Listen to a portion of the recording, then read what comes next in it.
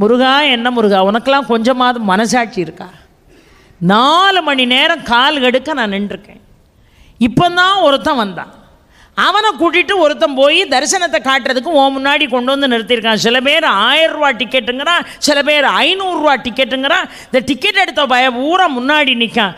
நான் கையில் 10 ரூபா கூட காசு இல்லாமல் உன் அனுகிரகத்தை பெறணும், உன் முகத்தை எப்படியாவது பாத்திர முடியாதான்னு நான் காத்து கிடக்கணப்பா. என்னை பார்க்காம இவர்களெல்லாம் நீ முன்வரிசையில் விட்டா, நீ இங்கே இருக்கியா இல்லையா அப்படின்னா. உடனே முருகன் சொன்னானா, ஏன்பா இப்படி அவசரப்படுற, எல்லாத்துலேயும் உங்களுக்கு அவசரம் தான்டா, என்னை புரிஞ்சுக்கிடவே மாட்டிக்கிட.